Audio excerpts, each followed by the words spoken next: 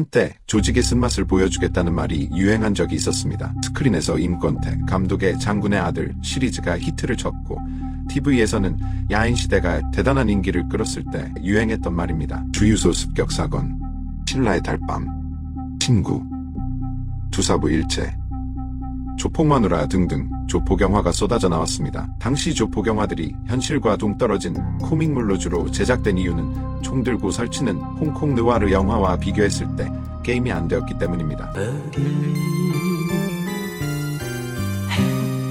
輕說聲，漫長路快要走過，終於走到明媚晴天。 하룻강아지 고딩들과 호환, 마마보다 무섭다는 일부 철딱선이 없는 어른들이 코믹하게 각색한 영화 속 조폭에 심취해서 실제로 사회에 무리를 일으키고 탈선하는 경우도 왕왕 있었다고 합니다. 지난달 19일 경기도 시흥시 한 주유소에 흉기를 든 10대 6명이 갑자기 들이닥쳐 금고를 털어갔습니다.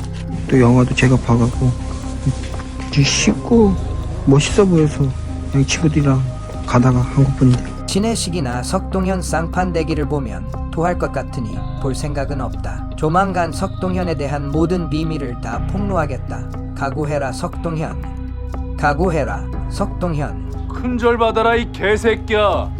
그런데 밀레니엄 시대를 거쳐 21세기로 넘어오면서 완전히 멸종된 것으로 알려진 철딱선이 없는 어른들이 다시 등장을 했습니다. 안 들려. 여기 갈빵 있네. 하나 둘 셋 넷 다 6학년이냐? 부정선거 사기극을 벌여 수십억 원을 모금한 것으로 알려진 가세연의 대표 김세희가 전직 지검장 출신의 석동현 변호사를 협박하는 사건이 벌어진 겁니다. 석동현 변호사입니다. 가로세로 연구소에게 부탁합니다. 이번 4.15 총선 선거 부정 소송과 관련하여 무슨 돈 이야기, 수개표 보증금 모금 요청 같은 것은 좀 그만하고 실질적 고민을 좀 해봅시다. 찌질한 전직 기자 출신인 김세희가 전 지검장 출신인 석동현 변호사가 자신들의 범죄 행각을 방해한다는 이유로 뼈도 못 추리게 단단히 손을 봐주겠다고 예고를 한 겁니다. 공탁금 1억 8천만 원. 그 잘난 석동현이가 말한 500만 원은 어떻게 된 것이냐? 1억 8천여만 원 그것은 재검표 비용이 아니라 감정 비용입니다.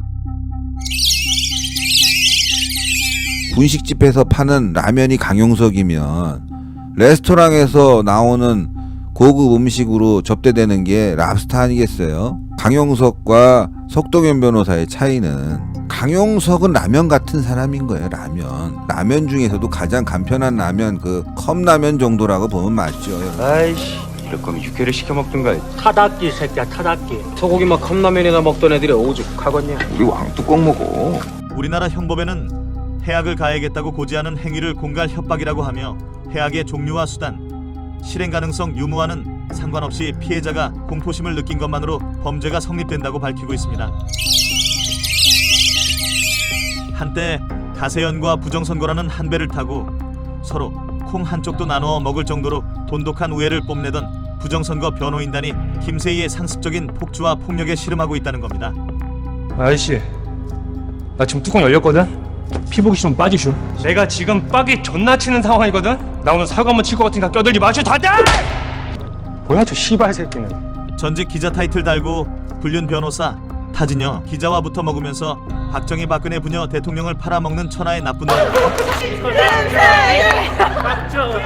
씨발 세상 좁았다. 인생 40 넘게 살아보니 결국 제일 중요한 건 부모 잘 만나는 것. 정치 존나게 해봐야 부모 잘 만난 박근혜 못 쫓아가. 크크. 북한은 김정은이 최고 와후장상 영유종호. 시도해볼까 했는데 박근혜 따라하는 것 같아서 보류. 이들 가세연 3인방은 나중에 모금한 돈을 돌려주겠다고 하면서 돈을 거뒀습니다. 이거는 저희 수익금이 아닙니다. 계속 말도 안 되는 음해한 사람들이 거짓 음해한 사람들인데 저희 반드시 법적 조치할 거고요. 법원 제출할 공탁금 여러분들 함께 해주십시오. 사기입니다. 나중에 돌려줘야 할 돈을 세금까지 내면서 회계 처리하는 등신은 없습니다. 이 자들의 말을 믿는 자들이 등신이라는 겁니다. 퍽검사가 이 자들의 사기 행각을 밝혀서 사기꾼을 잡아주니 피해자인 가습바들이 기껏 한다는 소리가 가세연은 절대 그럴 리가 없다며 오히려 퍽검사를 욕하고 있습니다. 주인 없이는 단 하루도 못 사는 천생노비들이거나 스톡홀름 증후군을 심하게 앓고 있는 마조이스트들이 다섯봐도 인가 봅니다. 김영우 부장이 머리가 이렇게 하얀데 머리가 새까맣대. 20년 전 얘기. 머리가 새까맣다고 해 머리숱도 더 많어. 뭐 제가 아는 용호 형님하고는 외모적으로 좀 닮아 보이지 않아서 아닌 것 같다 뭐 이런. 무엇이 어쩌고저쩌. 아가리는 삐뚤어졌어도 말은 똑바로 씹으려야지.